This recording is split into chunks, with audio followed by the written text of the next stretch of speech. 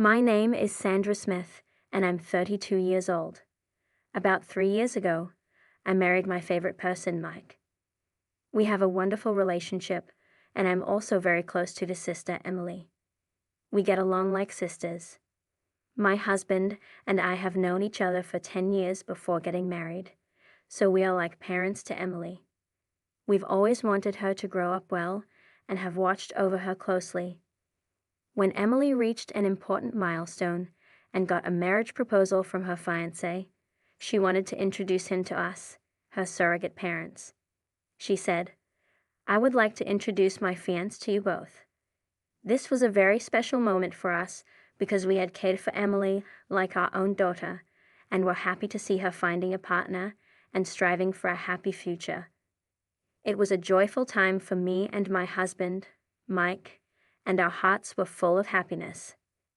Finally, the day came when Emily brought her fiancé, Daniel, to meet us. Daniel seemed to be around my age, maybe 32, and he was 5 years older than Emily. This made me realize she preferred older men. I observed him discreetly and was impressed by his solid features and calm demeanor. However, I noticed Daniel was glancing at me repeatedly. I wondered if he had something he wanted to say to me, or if something about me concerned him. Or was it just a coincidence? This question lingered in my mind. I quickly checked my clothing and hairstyle for any issues, but found nothing wrong. Perhaps realizing that staring at me was impolite, Daniel quickly averted his eyes. In the end, we couldn't understand why he was observing me so closely. Still, Mike and I decided not to worry about it and continued to introduce ourselves and converse with Emily and Daniel, who were sitting across the table from us. "Please take good care of my younger sister," was a classic phrase exchanged, and Mike responded with a smile, "Emily, I'm entrusting you to him." With this, Mike entrusted Emily's future happiness to Daniel, creating a warm atmosphere at the gathering and easing the initial tension of our first meeting. There was a moment when Mike asked Daniel a question he was curious about. "Daniel, may I ask where you work?" I was very interested in his answer and listened attentively. Daniel answered proudly, "You might have heard of it. I work at TE Company, which is growing rapidly right now." "TE Company? Is that a famous game development company?" I asked. "Yes, that's right," Daniel replied. "I actually changed jobs to work there last year. I didn't leave my previous job because I disliked it. TE Company directly scouted me because they valued my skills. So this is like a promotion. Don't worry, I didn't start as a regular employee," he explained. Hearing this, Mike and I were amazed. I widened my eyes in surprise, and our eyes met. Seeing our reactions, Daniel seemed convinced his story had impressed us, and he continued to speak with even more pride. "That's why I would like you to trust me completely with Emily. I'm rapidly climbing the career ladder at TE Company and am progressing faster than most. Even though I started as a regular employee, my salary will quickly increase, and my position in the company will improve rapidly, so please rest assured," Daniel said. Hearing his words, I was so surprised that I was at a loss for words. TE Company is very famous, and I am well aware of it. Mike must also know of TE Company. However, he doesn't work there, so he might not know all the insider information. I think both Emily and Mike are aware that TE Company has a great reputation in the industry. However, it seemed like neither of them had imagined that her fiancé Daniel would quickly rise through the ranks at TE Company after joining. I never imagined that Daniel's career was progressing so quickly. There were parts of his story that made me feel a bit uneasy, but I decided to believe him when he talked about being recruited by TE Company and climbing the career ladder at an incredible pace. As our conversation shifted away from work topics, I eagerly asked Daniel and Emily about how they first met. They said they were introduced by a mutual friend. Daniel was looking for a life partner but didn't like attending matchmaking events, so he met Emily through a trusted friend. Emily was interested in having a boyfriend, but wasn't actively looking, so she agreed to meet Daniel when a friend suggested it. "I really love how Daniel makes me smile," Emily shared. "His slightly awkward but adorable side really captures my heart." As they shared their feelings with us, it was as sweet as sugar, even though we weren't eating anything sweet. Their close bond and deep affection for each other were very clear. However, there was something that bothered me. As they were leaving our house, Daniel and I walked them to the front door. Daniel started talking to Emily about bringing rice and other gifts. Then, while standing a bit apart, Daniel approached me and suddenly asked, "Hey, do you perhaps not remember me?" I tilted my head in surprise at his unexpected question. "Do you really not remember me?" he asked again, sounding a bit skeptical. I couldn't recall anyone named Daniel from my past. He was handsome, but no specific memories came to mind. Seeing me trying hard to remember, Daniel sighed slightly, unable to hide his disappointment. "Well then, let's exchange contact information, and please tell Michael later." "I forgot to exchange contacts with him," Daniel said. I was shocked by his sudden informal tone. We might have known each other before, but I didn't remember any close relationship with someone who would speak so casually. Inside, I was full of questions. Who is he? What kind of relationship did we have? But since Emily was present, I decided it wasn't the right time to ask these questions, so I stayed silent. After we exchanged contact information, I decided to clear up my doubts by texting him later. Before I could reach out, Daniel messaged me first, saying, "I'm surprised that the girl who used to sit quietly in the corner of the classroom when we were in elementary school is now married before me. To tell you the truth, your face hasn't changed much since then, so I recognized you right away. I grew up in a town far from here, and during my elementary school days, I was often teased by my classmates. To escape those painful memories, my family and I moved away when I started middle school. In the new city, I met my wonderful friend Michael, and we gradually built a strong bond. My elementary school memories are painful, and I prefer not to think about them." I was surprised by Daniel's words and asked, "What are you talking about?" I didn't want anyone to misunderstand my contact with Emily's fiancé, Daniel, so I explained that our messages were exchanged through Michael. We agreed that in the future, whenever Daniel and I needed to communicate, Michael would be with us to facilitate a three-way conversation. I didn't share the details of my past with Daniel. After I explained the situation, Daniel smiled warmly and asked, "Do you remember being called pure girl in elementary school?" The term had a specific background. It was used to tease me by my classmates. They took it from the word poor because I came from a single-parent family. Although we weren't struggling financially, some of the other mothers had said to my mom, "It must be tough financially because you're a single parent." This rumor spread among the children, leading to teasing. To change our situation, we decided to move to a new place. My mom also considered taking legal action against the moms who spread rumors like, "They must be living a frugal life because they are a single-parent family, probably even using cardboard boxes to prepare meals." This decision influenced our move to our new home. I hadn't heard the nickname Pure Girl, which was once used to tease me, in a long time. One day, I was surprised when a middle-aged man admitted he didn't even know the meaning of the word poor. I calmly told him, "Please be careful with your words. You are my sister-in-law's fiancé, and our relationship doesn't go beyond that. Please don't say meaningless things."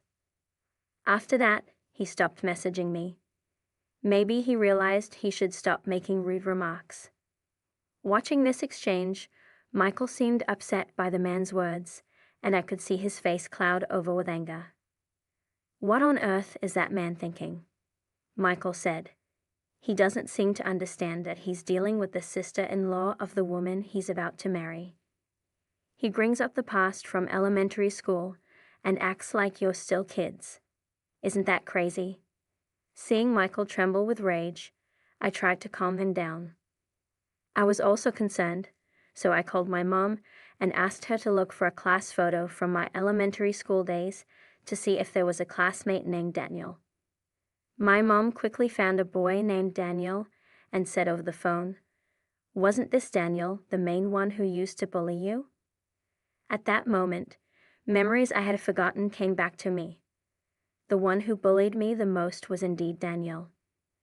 I asked her to send me the photo from my elementary school days. Looking at the photo, I saw that Daniel had a much larger, chubby physique back then, which is probably why I didn't recognize him now. After that, I decided to investigate the situation further. A few months after our first meeting, I received a call from Emily. "Sandra, we haven't received your RSVP for the wedding invitation yet. You and your brother are planning to attend, right?" "What wedding invitation?" I asked. My husband and I had been looking forward to receiving the invitation, but it never reached us. When I told Emily about it, she seemed surprised and said, "I definitely sent it. Maybe there was a problem somewhere. Anyway, I'll come and give it to you directly tomorrow." She was very sincere about it.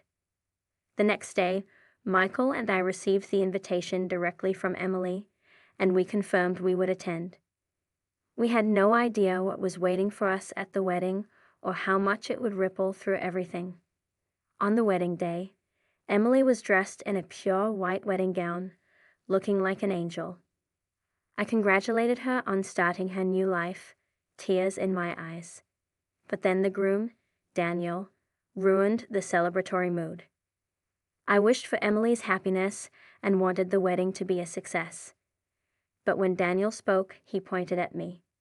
Michael, Emily, and I were all surprised. "Why are you here?" "I deliberately didn't send an invitation," he said, looking displeased. It seems Daniel made sure that Michael and I didn't receive an invitation. This woman grew up with just her mother. When things get tough, she runs away. That must have caused financial hardship. Now she's found a man from a wealthy family, thinking she can live a carefree life. She's a dreamy woman who can't see reality. Daniel accused me without knowing anything about my past. Michael, sitting next to me, clenched his fist in anger. I gently told him to calm down. Daniel continued with his false accusations. "I hold an important position at the well-known tea company. If I marry Emily, are you planning to use your position as my sister-in-law to take money from me?" His friends were shocked and started talking amongst themselves. They seemed to share Daniel's narrow perspective. I approached a staff member nearby and asked for the microphone. Daniel smirked, perhaps expecting me to say something emotional. I responded calmly, "It's ridiculous that someone who can't even remember the face of the president at their own company dares to call themselves an elite. Think carefully. If you intend to sever ties with me, I'll be waiting in the president's office tomorrow, and we'll proceed with HR procedures."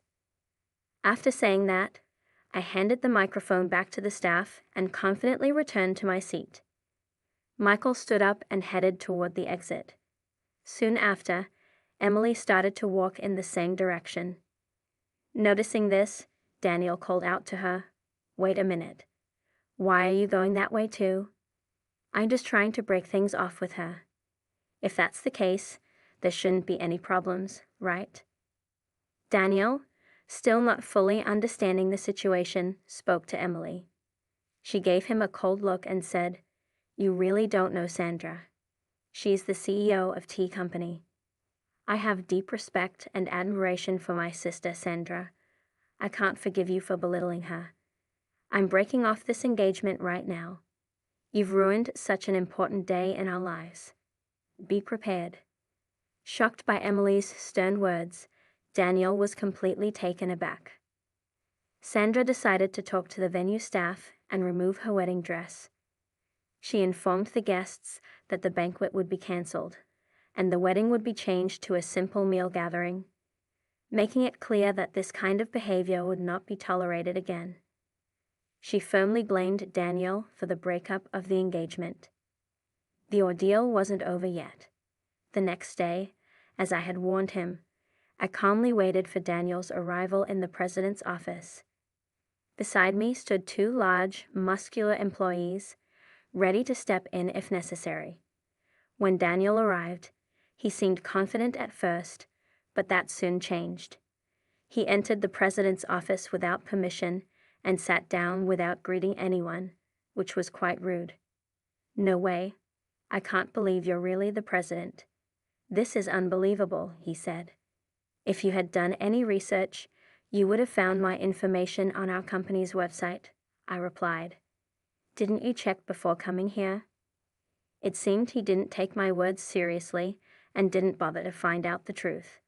He probably thought I was joking or exaggerating. I told him, "I am thinking of terminating your employment contract." "What are you thinking? It's not fair to make such a decision over a slight misunderstanding," he said. "I will consult with the Labor Standards Inspection Office." As he tried to persuade me, I calmly placed a copy of his resume in front of him. "You have falsified your educational background, haven't you? You've claimed to have qualifications and skills you don't actually have, like proficiency in Excel and video editing. Are these statements true?" "About that part," he started, clearly caught off guard.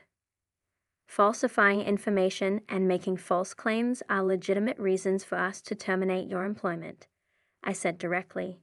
He looked shocked at my statement. From the moment I met him, I had a strange feeling about him. I later verified the facts. Our company doesn't usually use headhunting methods, and even if we do, I would meet and interview the recommended candidates directly. I had no memory of having a deep conversation with Daniel. He actually joined our company through the regular recruitment process for mid-career hires and started as a regular employee. He called himself someone aiming for promotion and claimed to be proficient in software, but he had no skills in using them, so he was never promoted. He had a high opinion of himself, and I investigated his attitude thoroughly. Even during work hours, he was lazy, just enjoying being part of the company. I had no intention of tolerating such behavior. Now, with his engagement to Emily officially ended, and since he continued to behave unpleasantly, I saw no reason to keep him around. I told Daniel to leave the company immediately. Since he had been with us for less than 6 months, there was no need to consider severance pay or the handover of duties. "As an old friend, won't you help me out?" he pleaded. "I see no reason to continue our relationship," I replied, arranging for other staff to handle his departure from the company. It seemed he was hoping for financial support from his father, but since his father had cut off support due to Daniel's behavior, that didn't happen. There was an incident in the past where my mother sued for defamation, and it seems Daniel's mother was involved.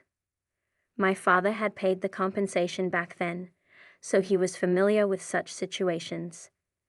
Faced with a similar situation with Daniel, his father probably felt he had reached his limit and disappeared from their lives. After that, Daniel spent his days taking care of his elderly mother while dealing with the financial consequences of his actions. Eventually, he disappeared, taken away by some mysterious people in black, and no one knows where he is now. Someone might know what happened to him, but I have no intention of finding out. On the other hand, Emily was initially deeply hurt when she found out about Daniel's background. However, time heals all wounds. About 6 months have passed, and she now believes it was for the best that they didn't get married. Recently, she started smiling again and has even participated in events to find a new partner. Seeing Emily happy and living a brighter life again Michael and I are truly relieved. In fact, it seems they are now actively